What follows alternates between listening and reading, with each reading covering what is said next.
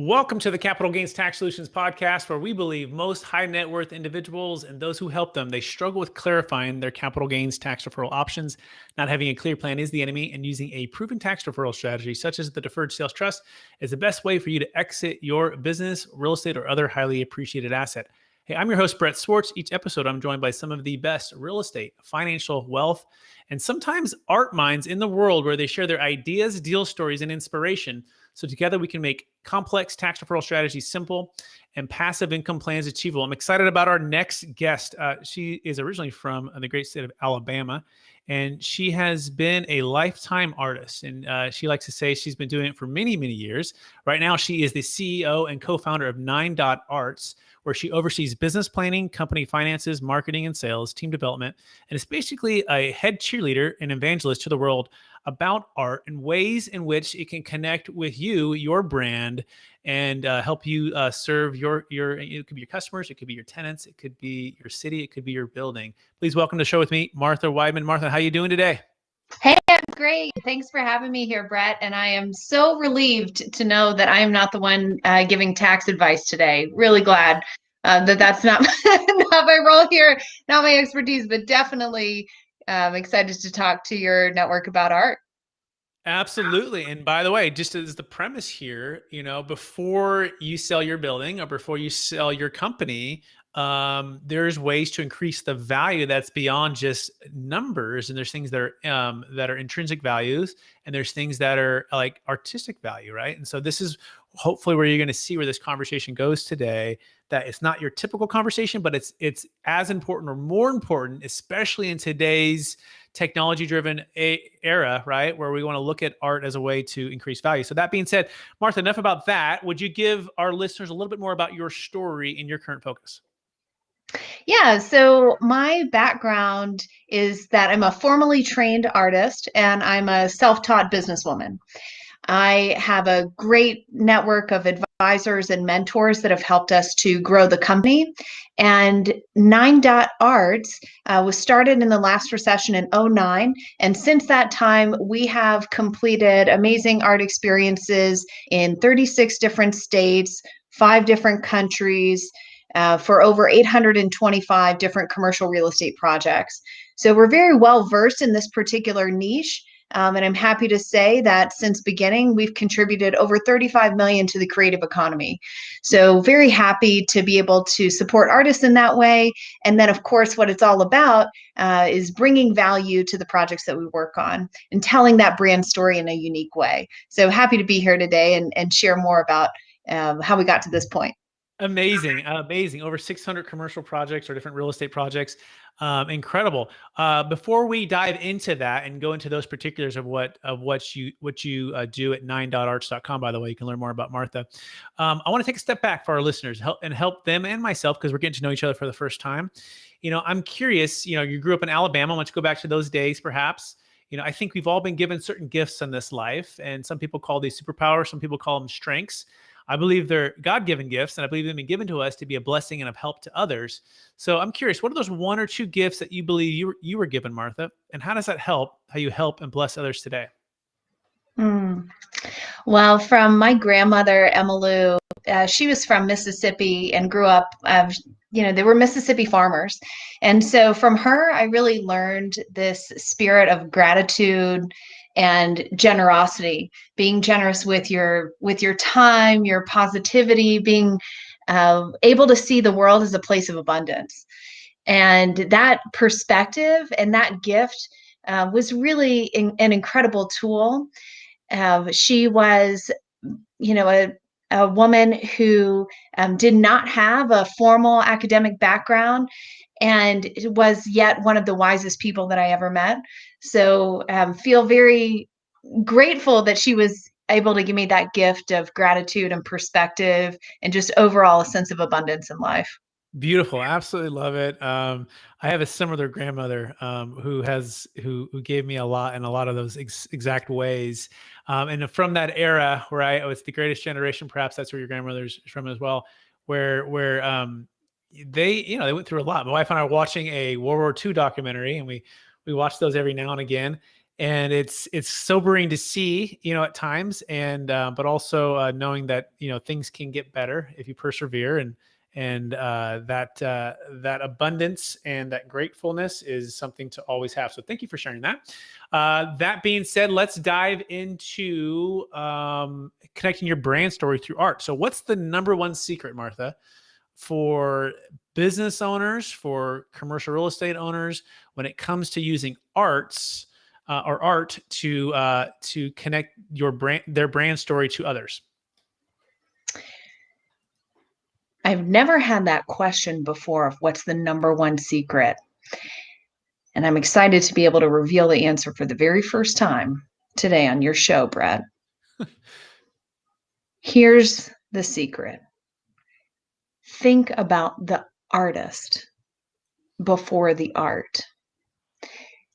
Here's why that's important.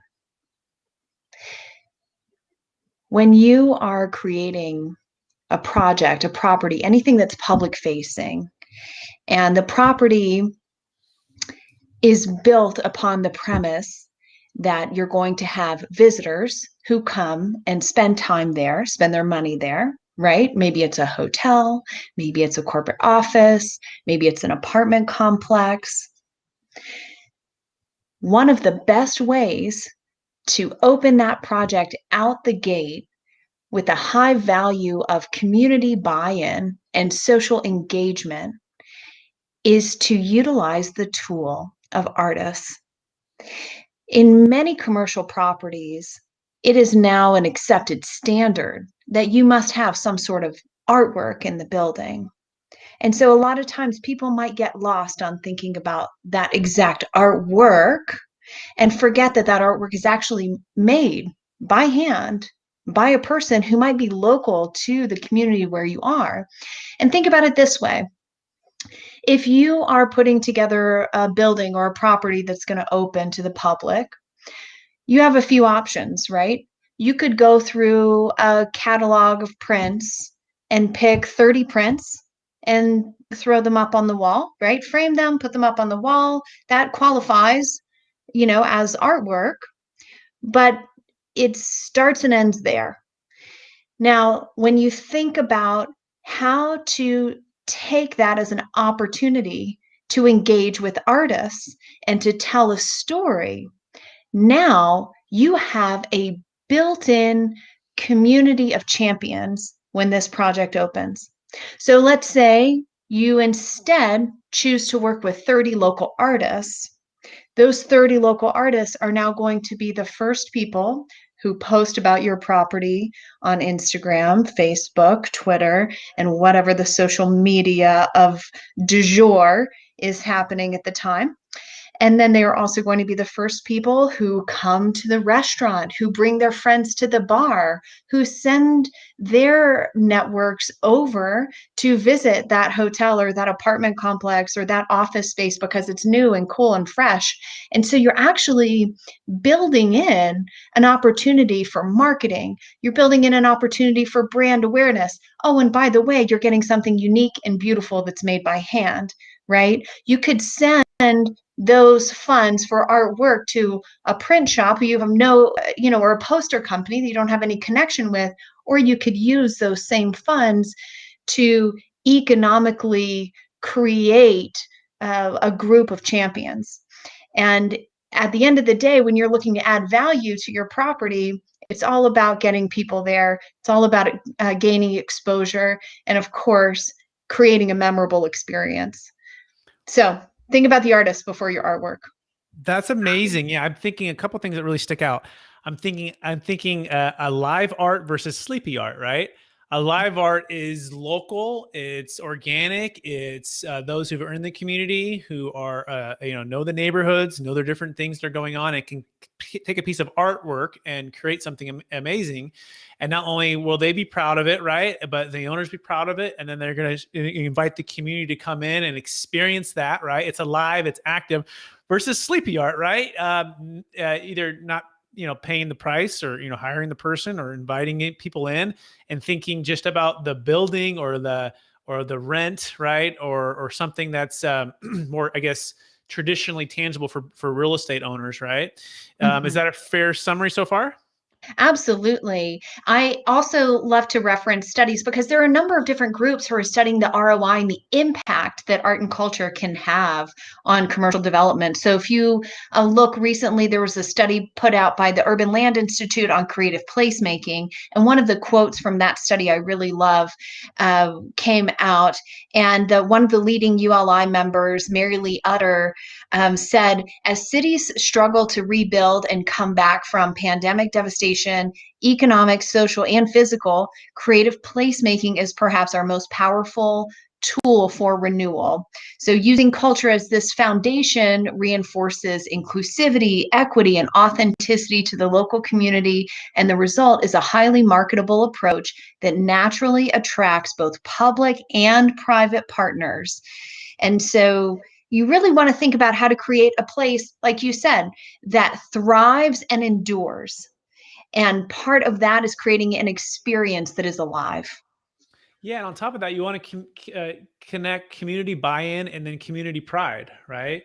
With a home, right, and something you're proud to be a part of, and to have ownership in that thing, right? I think it starts to create some transformation. I'm thinking some of those type of words, right, or something that transcends just a building, right, or just a city, or just I think of places like Europe. My wife and I were going to be going with the kids to Europe and France. And I think France, I think arts, I think culture, I think, experiences. And so how do you use art to do the same thing in your local building? Super important, and something that honestly, I've been in real estate all my life and I haven't really thought about, right? I'm kind of in my lane. And it's, in the beginning of the show, he said, hey, I don't know anything about capital gains tax deferral, right? But I don't really know much about art. And so this is really cool to connect the two dots here. So great. So that's the first secret. Think about the artist, not the art. What's maybe perhaps the next step, or maybe the second secret in the process? Well, one of the most important parts of the process that people forget is to go through the exercise of creating a vision. So this isn't a scenario where you just kind of walk out willy-nilly and you see something and you buy it and you put it on the wall, right? You think about this like a branding process. So you go through a visioning stage, develop a project roadmap. So before you even begin evaluating artists, you must understand the criteria on which they're being evaluated. So you're thinking about the locations in the property or the project, even if that's on an 18,000 acre scale neighborhood, you still have to think about where are the locations. Are they going to be in roundabouts? Are we going to be putting art in the sky? You've got to think on the scale of the property. So your locations, your budget, the narrative, and the goals and criteria that you're trying to meet, and then a concept board of what you're looking for. Because when you walk into the world of art, what you will quickly find is that it's limitless. So you actually want to put together your constraints before you go in so that you know what you want. Beautiful. So create the vision, do the work of understanding location, scale, budget, of course, community, right? What outcome are you trying to get to, and then be open to where the art leads you. Is that a fair summary? Absolutely. So really cool. And I feel like my art part of my brain's been turned on here for the last 10 minutes, right? And so the part I haven't used Great. really maybe a long How time. does it feel? It feels pretty good, actually. I think so. We'll see if I can create a brand story here for the part of my company. Maybe we can try to apply it here. Want to do some application live right now? You ready for this? Ready. Okay, so let's try to create some art out of capital gains tax solutions, okay? Or even like a building. Like I own some buildings with some clients and some friends and family. What would be the first question to help me create the vision if I'm working with Martha Weidmann? By the way, you can learn more about Martha and what she does at 9.arts.com. So let me ask you a little bit about one of your buildings. So let's pick one. Where's this building located? So it's in Elk Grove, California, and it's a senior housing assisted living facility, memory care and independent. So you got a mixture of both. It's in Sacramento is Elk Grove, that area. So it's the capital of California. It's 15 minutes from downtown Sacramento. It's a suburb. It's next to or pretty close to a junior high school. It's a few minutes from the freeway. Those are some of the main things there. Cool. And so with this particular project, who would you say is your target audience? So there's two. There's, of course, the tenant, which would be those who are in, older and need some care, right? Or perhaps are still pretty healthy, but are looking for more of a lifestyle where they can get more interaction. So there's independent and there's memory care. Right? So memory care would be more hands-on, but it's not just those folks. It's also their children who are helping to create a great family, healthy, strong connection with their folks. So it's kind of both family and older folks. Great. All right. So when that family member walks in the door, what are 3 things you want them to say or when they walk in that space? Say or feel or think would be, it feels like home, right? Or, as close as home can be, right? So we want to have them sense that this isn't like a hospital, right? This is like home, right? This isn't, that'd be the first thing. The second thing, it would be, clean, and it would feel, really in the sense of, I guess, sanitation is more than ever, right? With COVID-19 going around, like want to make sure that everything feels really sanitized, I guess you would say, right? Like home. And I'd say the third thing would be sense of community and connection, right? Something that's beyond just because it can be lonely sometimes for folks, right? Or their kids live at different places, different locations, different, busy schedules. So is there a way for if I was my parents to be able to connect, right? And feel like they're in a community? Awesome. So the way that that would translate. So let's say you want to create a space that feels like home. So to create a more residential atmosphere, you might have spaces with smaller vignettes. So even if it's a large open room, you might create a smaller vignette by using, let's say, a particular accent wall or color of paint that kind of tones down the scale. You might utilize styling. So you might have some shelving nearby. Now that shelving might have some books or a lamp or some postcards framed on the wall. You might include a little salon wall that has references to travel or historic objects, things that feel like you might have collected them over a lifetime, right? Not like something you'd find in a hospital, but small scale, things that you put in your luggage when you were coming back to from France, right? And then when you think about connected, you want to have an aspect that's social. So maybe you even have some areas where there might be an art piece that's outside. Let's say you have a memory garden, for example. You might have some gazing balls or reflective sculptures where you can actually see yourself in them. So they become a little bit more interactive and engaging and create ways for you to connect with the people around you. And I also think to your other audience, so you've got the people who are going to be selecting the place that their parents go, but then of course, the people who are going to be living there, seniors who may have a spectrum of care requirements. And the way that you want to feel there is that, it's an ageless experience. You want to be in a place where you feel like you still have your independence, right?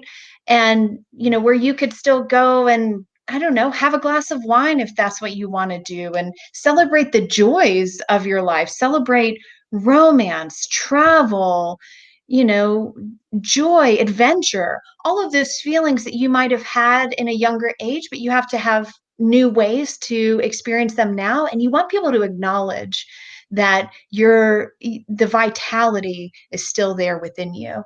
And you could do that with an art experience too, right? It's about showing like respect and vitality to on every level, to every audience that's going to engage there. Wow, that's so powerful. And And so important, right? Especially given what's going on with COVID-19 and the social distancing, right? And all the challenges with so many areas. Does it seem like art and what you're doing is as important or more important than it's ever been before? Oh my gosh, I feel like that right now, sometimes we forget how important it is to have those cultural aspects of hope. Artists are beacons of hope, of what can come next, of creativity, of human connection.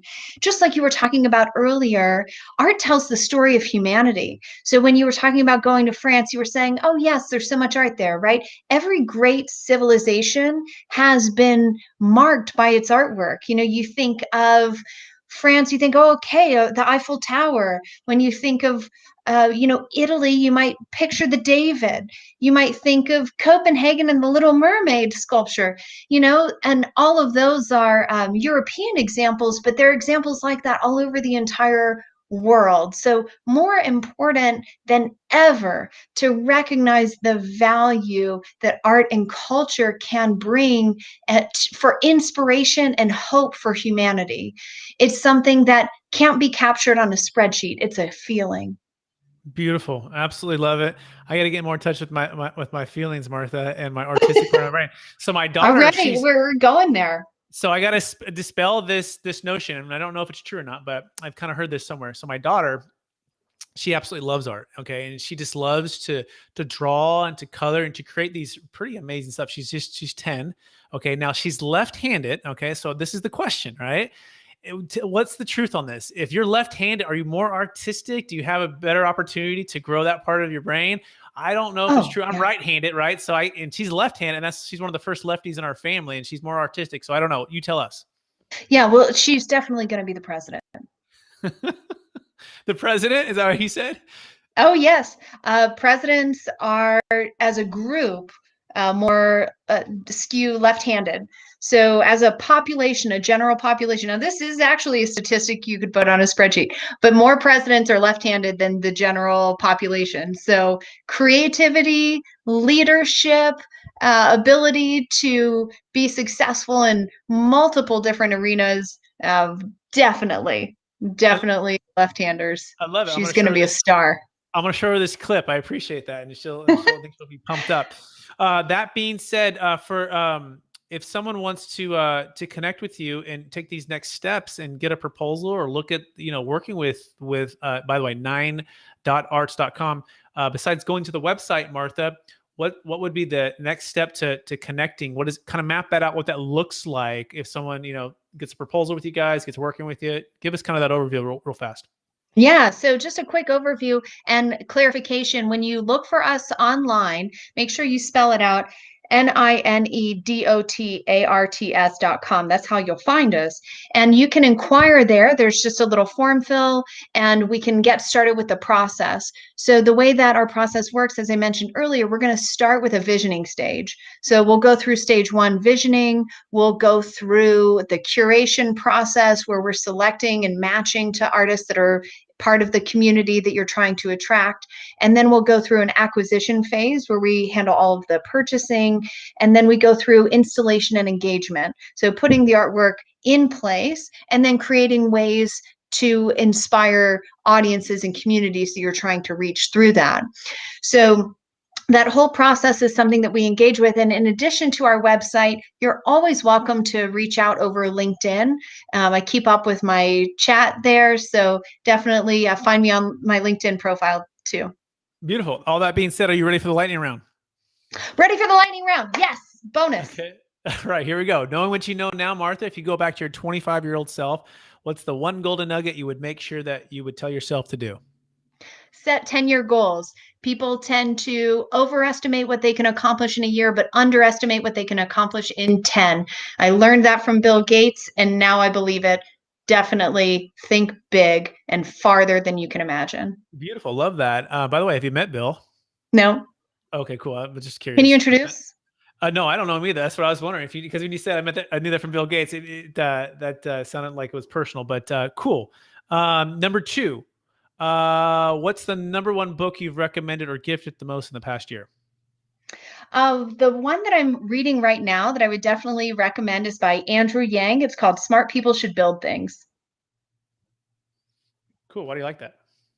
It's all about entrepreneurship and how to reimagine our academic system to train people and support innovation, train entrepreneurs and support innovation, which is the greatest area of growth for employment, businesses, and opportunities in the economic engine that we have in the US. Leads me to my next question. This is kind of off the cuff here. What's the number one thing we can be doing in our educational system to promote exactly what you just said? I think that our education should be focused around projects, right? Structure education the way that you structure business. So in business, for example, you might have to give a pitch. So everyone, as part of their educational practice, should have to give a pitch at some point. A short deck, a short presentation, an elevator speech that helps you get the attention that you need for your concept, no matter what it may be. Beautiful. Love that. Question 4. What are you curious about right now? I am really curious about this cool microphone that you have. It's got like a star shape around it, and it looks very professional. That's the artistic part of your brain coming out there. That's really cool. I appreciate that. Yeah, we do. We go to a lot of lengths here to get these microphones looking good here. That's the Heil PR40. If anyone who's listening right now, Heil PR40. It's a good mic. Nice. Anything else you're curious about? I am really curious to see how COVID changes our world for the future. I'm curious to see what things we learn from this as a society and what sticks. Yeah, me too. Great thought on post-COVID world here. Favorite leadership quote or theme that you strive to live by? Well, I feel like I answered that one with my Bill Gates quote, which I really love. So I'll stick back with that one. Think big and think long term. Beautiful. Last question, and then we'll remind our listeners where they can find you. After all your success, Martha, and 9 arts and being an artist all your life, and now helping people transform their businesses, their real estate, their projects through art. How do you stay centered in your values, and how do you stay encouraged to charge forward to reach new heights? Well, I practice hot yoga, and so that's a very useful tool for me to have moments of meditation. I've got a chicken, a dog, and 3 kids at home, so my house is pretty busy. And then, of course, running the company keeps me busy as well. So having small moments of meditation and mindfulness have been really key to staying centered through the pandemic. Beautiful. Love it. Well, I want to thank you for being on the show, Martha. It's been a real treat to get to know you a little bit more. Thank you for sharing your wisdom, your passion for the arts, and helping people to transform their spaces and their projects through arts. For our listeners who want to get in touch with you, what's the best way for them to connect with you? One more time. Yeah, find me on LinkedIn. I'm Martha Weidmann, and you spell that last name Weidmann. So find me that way, or meet us at 9arts.com. Excellent. Well, I appreciate, Martha, you being on the show and connecting and helping us to connect our brand story through the arts. And I also want to thank our listeners for listening to another episode of the Capital Gains Tax Solutions podcast. As always, we believe most high net worth individuals and those who help them, they struggle with clarifying their capital gains tax deferral options. Not having a clear plan is the enemy, and using a proven tax deferral strategy, such as the Deferred Sales Trust, or getting with Martha Weidmann to help you connect your brand through the arts to grow the value of your business or your project or your company is the best way for you to grow your wealth. With that being said, please rate, review, subscribe. We appreciate everybody. You can go to capitalgainstaxsolutions.com if you want to learn more about what we do.